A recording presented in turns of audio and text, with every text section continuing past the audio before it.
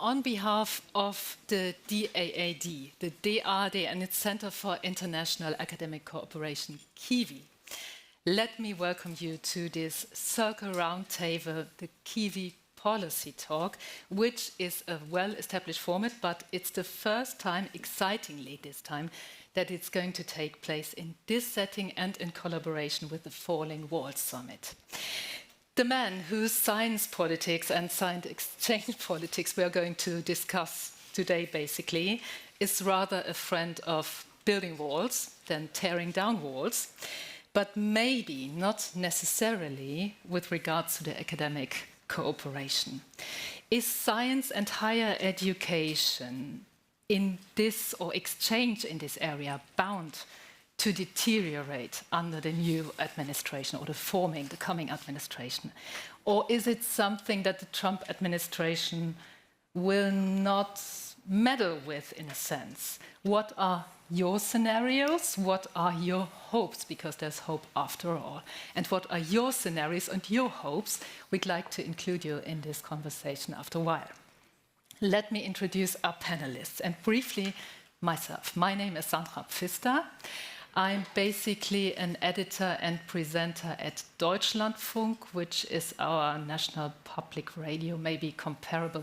Yeah, we like to compare ourselves to NPR or BBC Radio 4, which is a big thing to compare ourselves to, but yeah.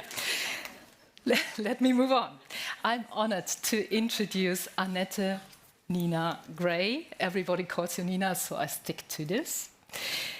Associate Provost for Research at New York University with 5 years of experience of research, strategy and administration in different scientific institutions, the actual of them being New York University.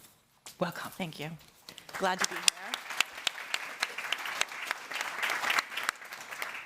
Dong-Ki Kim, President of the American Physical Society and researcher at the University of Chicago, where you are an experimental particle physicist and you graduated in Korea.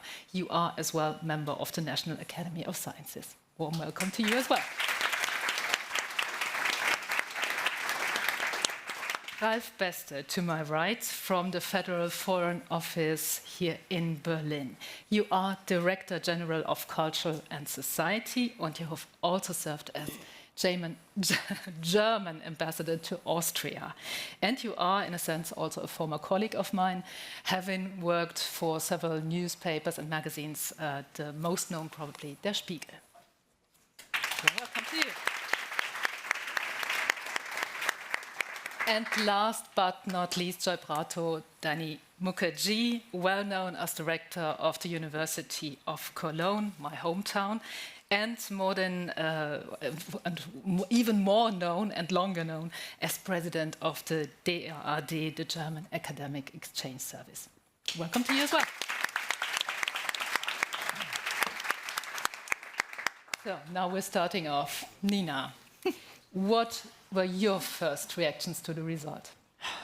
Well, I was here. I came in on Monday, so I fell asleep before the results came in, which was great. I woke up. I think the first reaction, since I'm here, was a bit of loneliness, not to be able to talk immediately with friends and family and see how they were taking it and what their reactions were, and starting to process it together in sort of that community. But I did get to go to the NYU Berlin site that afternoon, so was able to connect with colleagues and some of our NYU students that are studying here in Berlin, and kind of get that sense of community then. So that was great. Sense of community, yeah. That's necessary. Yeah. How are universities in the US dependent on the federal state, or let's say dependent on Trump? Sure. So it's different than the German university system, that a lot of our revenue does come in through tuition. Our students pay, most of them, to go to college, but we are dependent on the federal government largely for our research funding. So it makes up about 11-12% of NYU's budget, what we spend on research, and the vast majority of that comes from the federal government, from agencies like the National Science Foundation, the National Institutes of Health, the Department of Energy, the Department of Defense. So their funding and their availability to fund research at universities is incredibly crucial for us to continue to do that work. It also is very important that the Department of Education provides $1.7 trillion in student federal aid. So that, I said, our students pay, but really they get a lot of aid from the federal government as well. And so really to make higher education available to all students, it's really necessary that that funding continues. So as long as there is a Department of Education, which is in question, what does that mean for your work? What does that mean for my work? It means that I have a lot of work to do. So job security, to look at it optimistically. I think that it means we have to work harder and harder to make the case for higher education in the United States, and we have to work harder and harder to make the case for science and research funding from the federal government. It also means that we need to diversify a little bit. We do have the advantage in the US of having a very strong philanthropy push for universities and for research. Industry has also become a very large funder of research, though not necessarily the basic science research that we rely on the government for. So I think partnering more and more with industry and making the value proposition of working with universities on research is also going to be part of the work in the next few years. Okay, we'll dig a bit deeper in a minute. Sure. Young Ki, Yes. after this election, what in very practical terms is going to change for you? For me, I woke up in the morning thinking that I'm a scientist and also representing scientific society. Roles of educators and scientist societies will ever more important to engage the public with speaking facts to the public as a unity. Again, based on all the facts. I think we talk a lot about the roles of educators and scientists, and I myself saying that, but whether how much I have really done meaningfully. But this time I'm waking up, said I got to take action. So I am certainly it's a more wake-up call to myself that I want to do more than what I've done before. So that's my initial reaction, and I'm planning to do, and I'm planning to bring many of my colleagues to do the same. So a bit of political engagement, I'm hearing? Not necessarily political engagement. For example, there's a lot of distrust in terms of science. If you look at 2019 and on, it has been declining. I'm talking about the public, because all the policymakers are made by the public. So I think in both parties and all the and public engagement about what we do, again with based on facts and with the united voices, I hope, as a global community. And just engage the public about what we do and what kind of benefit that society can make. So I think that just talking about facts, and I think this is the most important. In terms of your research, are you afraid that the administration will withdraw money, make it more difficult for you to get scientists in? So for my own research, experimental particle physics, one of the basic scientific research areas with a strong collaboration. If our area, it's already international global collaborations using the global facilities at CERN, at Fermilab, and KK in Japan, Fermilab in US. So these are, we're providing the global facilities for the global, the experimental particle physicists and theoretical particle physicists as well. So we have already that very strong commitment longer term. So specifically my area, I don't think there will be much of a change, although we always have to convince the public and governments that we need, that's the yearly effort. So it's not going to be different from other areas, but we just have to, again, focus on what the overall our message. So I don't have a very severe concern about my own research area, but some other research area overall, I think, despite that there might be, I hope it's the very good support, maybe area to area might be different. Ralf, last time Trump already did threaten a lot to take away money from universities, to make immigration harder. He did a lot of talking, but he didn't walk the walk. Could it be that this time round he won't bite neither? So that's just much ado about nothing, but maybe that's the area he will not focus on. Well, I mean, it's a guessing game right now. I mean, you can judge by what people say or what politicians say, but as you say, one thing is what you say and one thing is what you do. So there's not much glory in prevention this time. Again, as usual, you should judge what's really going to happen. Now we're like on day 3 after the election. There's just the first signs of how this administration might assemble its structures and whatever. And being concerned about nothing that you can really grasp is not a very good advice. So we really have to look at things, how they develop, and then maybe worry about things that go in the wrong direction, but not just panic before anything happens. What will you be looking at first? What will your focus be? And what would be the appointments? What would be the budgetary decisions? And that's, I mean, we are concerned as a foreign ministry as to the relations. That's what we manage, the German-American relations, and not so much what the US government does in its domestic affairs, because we don't influence it to that extent. We can react to that, maybe profit from it, and we can manage the relations, but not the decision-making in the country. Of course, as a diplomat, you always try to exert a certain influence which is in the interest of your country. But first you have to know how the country behaves, or that respective administration, in order to make a good analysis of how that affects your interests and the relations and what you can do about it. But doing that beforehand would be senseless.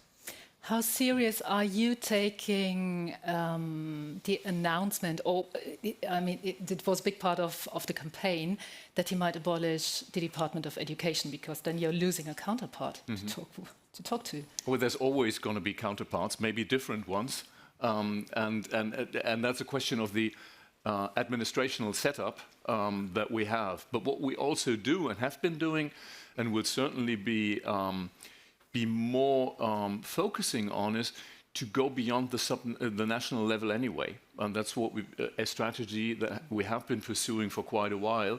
Go to the state level, go to the municipal level, and try to engage with as many interlocutors that we have to make our network even more resilient. That's one thing that we started in the first Trump administration, because we noticed that there were at that time severe differences in opinion, in approaches, and that we should, if we want to interact with the whole breadth of the American society, we need to dig deeper and get beyond the Beltway. That's also our approach, and that might give us more resilience and access. So if in a situation like that we might lack interlocutors, we try to find them where they make a difference for us.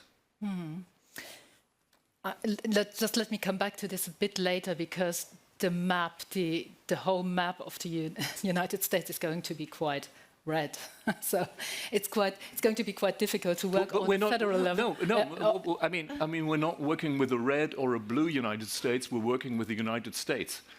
There is a broad majority for this president. It's like there's a broad majority in the Senate for the Republican Party, and we're not having relations with the Democratic Party or with democratic-ruled states or a democratic federal government, but with the American government and with the American people. We're not partisan in that, and we respect the democratic decision, and it's a clear democratic decision. We're not picking sides. We haven't picked sides before, and we're not going to do it afterwards. Dani, Do you assume academic exchange, scientific exchange, which is your area of work, is it going to become more difficult now? Well, that depends on the level that we are talking about. When it comes to migration policy, when it comes to visa issues, then of course against the background of the experience of Trump 1, things might become difficult. We had difficult discussions in the summer of 2020, for example, with regard to international students and their visas. When we talk about academic exchange at the level of higher education institutions, I mean, this is a very rich landscape with a lot of collaborative ties between US universities, German universities. There are state-to-state partnerships. This is so dense that I have no concerns about that. And that's also the reason why in our press release 2 days ago, we made it very clear, this is the time to foster academic ties. This is the time for us to actually intensify our collaborations, because the Transatlantic Partnership will be even more valuable and important in the future than it was yesterday and than it is today. So what you're saying is the scientific diplomacy, the network that's underlying the official state-level relationships is so dense and so qualified and so good that you can rely on that. Absolutely. I mean, next year we will be celebrating 100 years of DAAD. And I take the liberty of reminding everyone here of the beginning of the DAAD. It all began with 13 scholarships 100 years ago, financed by our most important American partner, the IIE, the International Institute of Education. So there wouldn't be any DAAD as we know it today without the Americans. And this is, I think, the long-term perspective we have to take. I mean, we now have a term of office of a new president, incoming president, with a clear majority, probably in both houses and in the White House. And that is a term of 4 years, but we have to think along longer, perspectives, longer lines. And we have to make sure that the collaborations stay intact, that we intensify them, because there will also be other administrations in the future. Mm-hmm.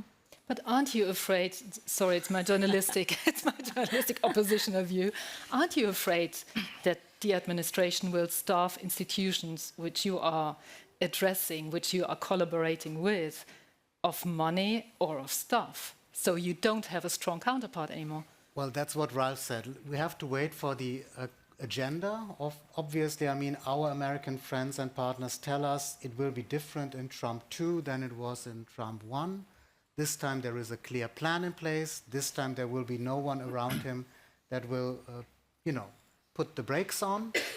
So we have to wait for the actual realization of the agenda of the new president and the majority in Congress. But then, of course, as Roosevelt said, we have nothing to fear but fear itself. And I feel also we don't have to regard ourselves as objects only of other states and other governments. We have to, be subjects in this whole landscape also. And if funding, doesn't come from the sources we know of today and we have worked with so far, then we have to look for other kinds of funding, other kinds of revenues. Apart from funding, Nina, will Trump attempt to change university policy, especially on diversity, on climate change, on equity, on inclusion? Well, I think as we've all said, we can guess, but we don't really know. So the ways that we've seen federal and state governments also try to influence universities and what they choose to do is not directly, but indirectly by trying to withhold, for instance, tax benefits or funding from universities that take part in certain activities. So that's something that could happen. I think more likely in the diversity and equity space than in, say, climate, but I also think he has a lot of other things on his agenda, and so does the Senate and the Congress. And in terms of domestic policy, which is his focus, I think we'll see things more in terms of what's happening in the economy. And and other areas rather than this. I don't think this is going to be the first place that he looks to make changes. May I follow up on Yes, the please. anxiety issue and the question what's going to happen? In late September, I was in Atlanta, Georgia, to attend the annual meeting of the German Studies Association. And it's like 2,500 professors of German area studies, history, literature, whatever. Almost half of them came to Atlanta to convene. Hurricane Helene was approaching, and yet there were 1,100 people there. That's a resource of multiplicators, of partners that we have all across the United States at a very grassroots level, if you may say that, about a professor of an American university. But what is also true is, and that's not, we're not coming from paradise. I talked to very many of them who were all saying, area studies are being defunded. We have troubles in making people learn German. We have to really work hard to maintain that level of interest in research, in schooling, in all sorts of discussions. And that was like weeks before Donald Trump even dreamt of really being the winner of that election. So these are issues that we have to deal with all along, regardless of an administration. And that's much more on Danny's and my mind. How do we make these relations strong and vibrant regardless of the administration? Because those are societal decisions and also private universities' decisions that defund the regional studies and rather allocate it into natural sciences and whatever, that are maybe more important than the question where the federal money goes. Yeah, I want to add on that too. I mean, I think we're going to see things that happen under Trump that have already been part of a problem that higher ed and research and transatlantic collaborations have already seen. They're a little independent of party and more about sort of a larger, more general tide in where the funding is going, where the students are going, where the jobs are going. And those are all issues that have pre-existed, and if they continue, it isn't necessarily the fault of the new administration. Yeah, if I may add to what you just heard, for example, you talked about EDI, sort of diversity, inclusion, and equity, sort of anti that issue. I think both parties, either Democratic Party or a Republican, or in fact any party, all recognize that the importance of a future workforce. I mean, I'm from STEM, so I'm focusing on more STEM. It needs very well, trained the workforce, especially for in the future for the U.S.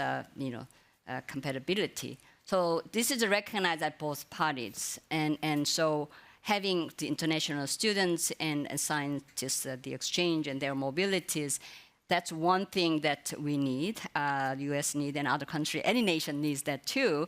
But also within U.S., there are the women and minority. That's where there's a lot of potential for growth of the workforce. So if we don't have to say specific EDI, so if we're talking about just workforce itself, there are untapped the potential areas in the women and minority groups. So this is just something that we can continue to emphasize. And again, I think both parties acknowledge the needs of a STEM workforce in the future.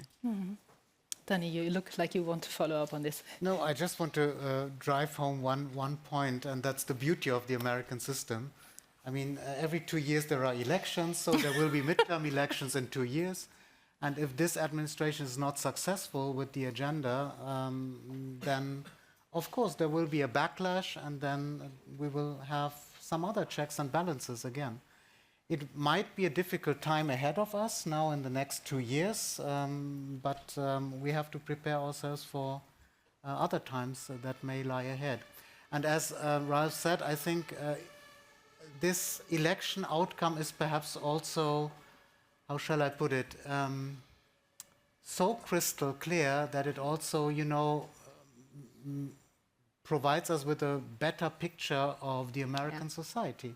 Because in 2016, we all believed in an electoral, accident. He didn't win the popular vote. And this time, things are much clearer. And I think this is the intellectual challenge for us in Germany and Europe to actually grasp the developments in American society, because otherwise this will also always be a story of misunderstandings. Especially this clear vote makes me wonder. There is a clear anti-woke, pro-MAGA resentment in this vote, and an anti-elitist vote as well. So I wonder how this may play out at a university level. Aren't you afraid, as part of the academic elite in the US, becoming victim? It might blow in your face. Well, the first thing I want to say to that is that when over 50% of the US population is voting for Trump, that means there isn't a monolithic vote. Yeah. There isn't just one group of people that he has reached. So we can't treat it that way. I think what this election, and frankly the last few elections in the US that have all been very close, point to is a need for greater understanding across the aisle, whichever side you're on, trying to be able to reach across and see that other perspective, because it's there. And I think one of the things that universities in the US have to face, if they haven't already, is that their students come from this population. We don't just have universities full of Democratic students, right? We have students that represent the entire country. And so making sure that they're all heard, making sure that they're all participating, and raising all voices really is a part of our job as a university, I think. Yep, happy to add something to that. The question, as you said, if more than 50% of the voters go into that direction, that doesn't necessarily mean they focus on one issue, like anti-woke or pro-whatever. But what is, I think, if I understand the election data right, is that there's something back stronger on the agenda after years where we thought culture and identity issues prevail. I would dare say class is back. The question is, like, if you look at the voting records, you see that people not with a college degree rather tended to vote Republican, and those with. And that's something that is very interesting to me, because I need to understand what that means, because the educational system in America is so different from the German or the European ones, with the relevance of college degrees and so on. But that is certainly something that is of relevance for us to understand which are the question, is it working class, non-working class? What are the drivers of political choices? And what do elites that feel that there is an anti-elitist vote in the making, how would they respond to that? Circle the wagons or open up? If I can add to that also, I think two things. One is the universities in the US are also not a monolithic. So we talk a lot about what happens at the private universities in the United States, but the vast majority of students go to public universities that are either 2-year or 4-year programs, which would not necessarily consider themselves part of that elite either, but they are getting degrees. So again, not trying to lump too many people or focus on any one population. The other point is almost every segment of the American population shifted right. So whether they were an elite or a not elite, however you want to define that, whether they were young, whether they were retired, whether they were from whatever demographic, almost all of them shifted right. That says something too. If I may add something to this conversation. We are talking a lot about U.S. election, but I don't think we should think this conclusion in isolation. I mean, this is a U.S. election. But what we've seen is, I think it's a lot going on in the world now. So this is something that I hope that we can work together more globally. All the concerns we have, if there are any issues, it's not a U.S. issue. It's much more global issue. And I hope a lot of collaboration and again, have a strong one voice ways to improve this situation. So to me, it sounds rather like the new administration is driving a wedge into international collaboration. So I appreciate your positive take on this. But if you, Danny, before I open up the discussion, when you're taking this on board, how much the electorate has changed, how clear this vote was. What does it mean for your exchange work? Yeah, well, one of our jobs as the DAD is, of course, to be in other systems worldwide, like in the US system. We have 2 offices in San Francisco, in New York. We have lecturers, we have many, structures in the US, and our job is obviously also to, and also we have the vast number of, exchange students, researchers, and so on in various programs, and our job is to also perhaps transport back what the system is like, how it develops, how also the US university population, student populations change, and so that we have a better understanding also of our most important partner country, and the US remain our most important partner country in what we knew to be the West. And this is part of our job, to transport this back, and that's also the reason why we don't stay on the coasts, because we very often mistakenly view California and the East Coast as the United States, which it obviously is not. This will be part of our job in the next couple of years, to also, transport a better feeling, understanding of what America is like. Mm-hmm. May I second that? I mean, the remit that I'm responsible of in the foreign ministry is not only science and culture, but what we try to do, and that's why I renamed the department into society and culture and society, saying we want to reach the whole range of societies and want to talk to those who are maybe not like the first ones that we might turn to, because we want to better understand how societies develop and not only stay within our networks, but enlarge and expand. One thing is geographical, go beyond the coasts, go beyond the urban centers, but also into states in the heartland of the United States where our representation is not strong enough. And what we want is, because we think we can only explain our country if we understand who we are talking to, is really, and we're in intense discussions with DAAD and Goethe and all the other intermediate organizations that we fund, is to support them in reaching out deeper into the country and getting a better grasp of what changes are going on. But that's exactly the opposite of huddling and sitting things out and just waiting for things to be as nice as we thought they were. Yeah. So that's a massive learning impulse. If we Absolutely. take it on a positive side, Totally. you, Trump, gave us a big lesson to learn, and you're taking up the challenge. So I'm taking up the challenge to take your questions. I invite you to just be part of this conversation. We have another 14, 15 minutes left. So please come forward if you'd like to.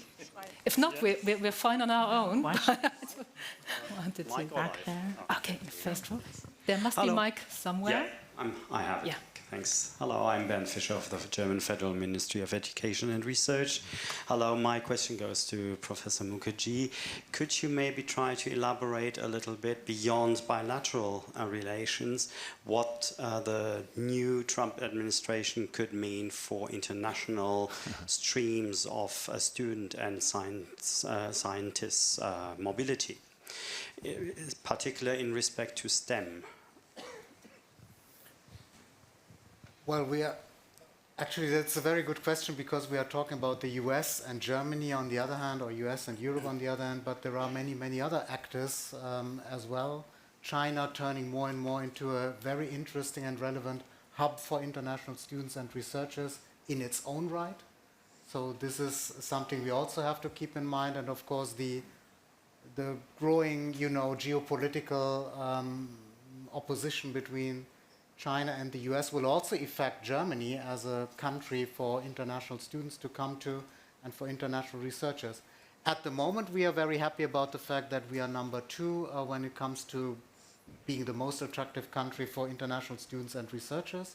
We just released that, I think, yesterday. But of course, we have to look very closely at what the agenda of the Trump administration is, especially in the STEM subjects. It might well be that we will lose international students and researchers. We just lost, for example, Antje Boetius to the US. So this is a very good example of how attractive the US is and will continue to be. But then on the other hand, we may also see, streams of students and researchers coming back from the US, coming from the US to Germany because of the political situation. We saw that from Britain after Brexit. We saw that under Trump 1. So this is something we have to monitor very closely, and I would welcome it if we could stay in touch also with your ministry and also the Federal Foreign Office to see whether we can also design new programs to actually also profit from the developments in the US, because we are competitors, friendly competitors, I hope, but we are competitors. Thank you. Where's the microphone next? Question, yeah. There's one in the first row. Who has the mic has the power. Yeah. Thank you for this very important session and contribution. Actually, my question is a follow-up of the response that was given with regard to whether there is an expectation of more researchers and students to maybe seek Europe as a destination, at least temporarily. So, since you gave already an answer about Germany being, a strong destination, maybe our colleagues from the US can tell us what do you think will be the reaction of the scientific community. And the other is about data sharing. We already saw in the previous administration extremely serious problems about data with regard to climate change, certain health aspects and so on, becoming, a problem in terms of sharing.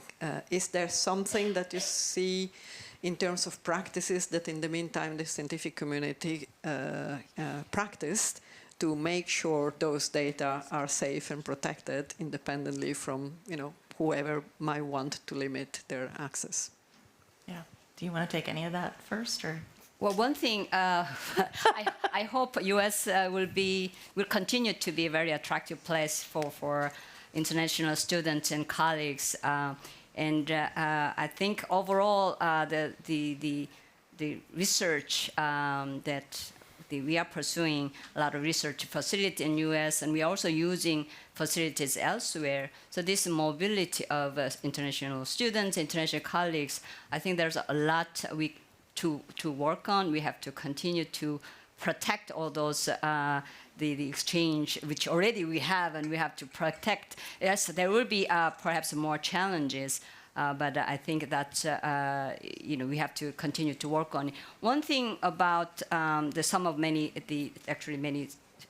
scientific societies are working on is that many countries, not just the U.S. but other countries, are concerned about national security and economic security. So research security is quite the topic, and I think scientists, we should recognize the concern, legitimacy of that issue. So accepting that, I think it's important for scientists how we behave when we do research. What is the ethical conduct? What is the research conduct? So many societies, in fact, work on it to even make a statement of research principles, and many societies have already signed. So I think that's the practice that our scientists really have to be responsible. I think this is one way we can also get trust from all the political these parties or policymakers and public. So if I can address first the student mobility piece, I think the U.S. is very dependent on international graduate students and postdocs and faculty coming in, especially in STEM. I think 70% of postdocs in New York City are international. So obviously this is a huge concern for our research community. And under Trump, we did see a decline in international students and postdocs who wanted to come into the U.S. So we'll have to see what types of policies come out and whether the same impact happens. But I think the student mobility piece, I think, is very important to our universities. So NYU has 15 global sites and 2 additional global campuses outside of New York City. We are sending students and training students, whether they're US citizens or others, all over the world, and we're going to continue to support that, I think, like a lot of our peer institutions. So, and there's not lot, I think, that the federal government can do to change that, right? I mean, so I think a lot of things will persist because they are ingrained in our institutions, they're ingrained in our cultures, and there will be some policies that could affect, big shifts, but overall, I think the commitment to this is there, so. Ralf would like to add. Please. Please. My question was that I feel like the results of this election and also the tendencies of elections in Europe in general are an outcome of a broadening distrust of academia from the general public, or just a separation of the general public and the academia. And how exactly would you go about remedying that so that it's more combined and that one can learn, that the general public can learn from academia and vice versa, so that we aren't as split or polarized as we are right now? I think that's a great question. I think that's been a question for a long time. And there's been some progress, there's been setbacks, but I think figuring out how to engage the public on an even playing field, scientists and engineers from academia really engaging in a discourse with the public is really important. And the opportunities for that genuine connection aren't really there in the way that they need to be there to reach scale across the size of a country like the US, and certainly globally, that's an even bigger challenge. So I think figuring out how we can adjust academic expectations to allow our students and our postdocs and our faculty more time and more incentives for this engagement, recognition for that type of work, because it is work. And I think that's one big step that's still needed. We haven't made that transition in the US, at least. If I may add to what you said, totally agreeing with you.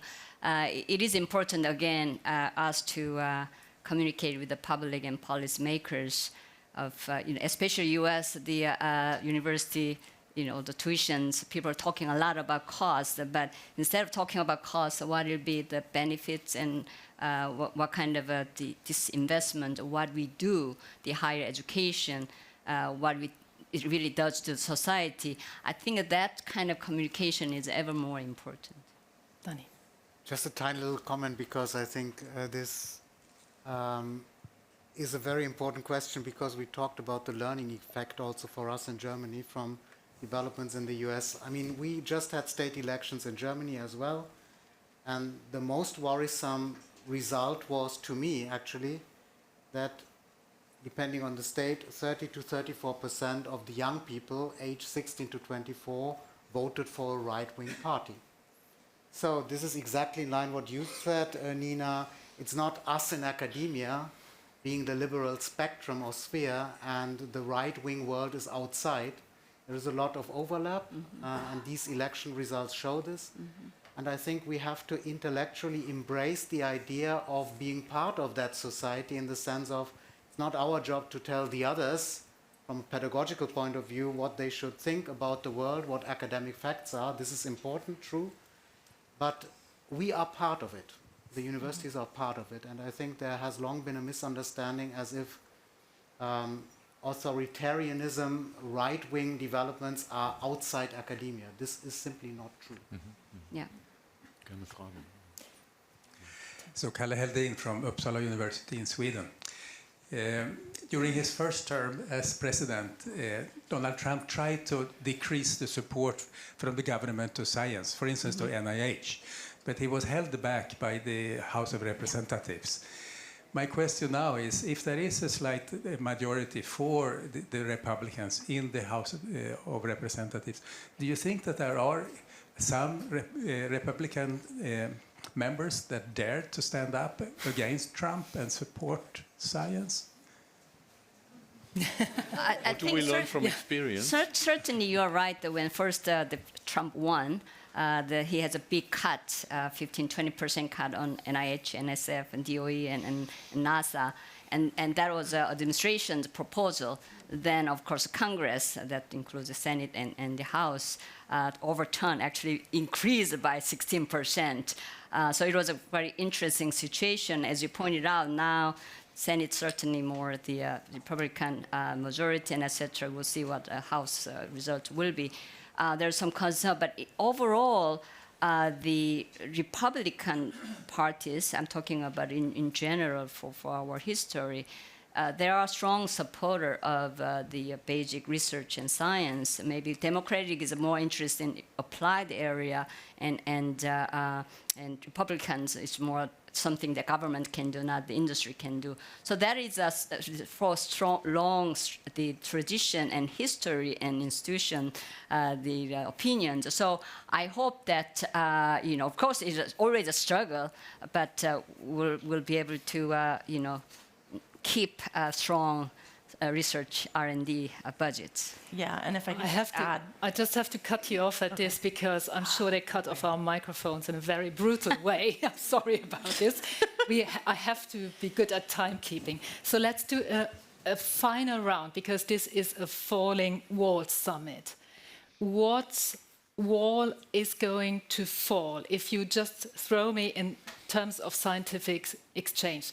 Just throw me a short answer. What is your positive take on it? What is going to fall in the next 4 years?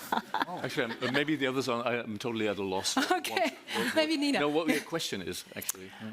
I don't know about walls falling, but in terms of what I'm optimistic about and hopeful for and the work that I'm going to continue doing, which we didn't talk that much about the transatlantic research collaborations, but it is that. It is continuing to invest effort in building relationships beyond the walls of our country with our other partners, especially here in Europe, but really, frankly, all over the world. And just realizing that I know that there are a lot of people committed to this cause where I am, here, elsewhere, and that we have a lot of really fun, fascinating, hard work to do together. Danny. Yeah, I wholeheartedly agree, but just to add another aspect that we just mentioned in passing also, we should also understand each other better across the Atlantic. I think we suffer from a lot of misunderstandings about contemporary American society here in Germany and Europe, and this is certainly a wall that should fall. Donkey. Certainly, U.S. election was a bit clearer indication of what public really think. And Danny mentioning that this is not just the U.S., other European countries and other places also have the public understanding or misunderstanding and us and issues. So I think this is, in some sense, it gave amazing opportunity for us globally, all the global the societies and scientists and educators work together with one voice, speaking facts and connecting to the public and policymakers. Thank you. So if we're in the field of the normative and not the prediction, what I would wish is that the walls in our heads fall judging the America that we have by the image that we have from the president. Short story. I applied for a DAAD grant that I got in '88, the 8th year of Ronald Reagan, who wasn't particularly popular on this side of the Atlantic either. And I experienced when I was there the invasion of Grenada, but also the staunch support that the US gave to Germany for unification when the wall came down. And that is to point out it's an overarching interest of Germany to have close ties with America, and we have to invest in that. And that means we need to entice and encourage our young people to apply for visas, to apply for grants, to go to the United States to study and see for themselves, because we have a strong interest in never having a wall between America and Germany. Thank you all.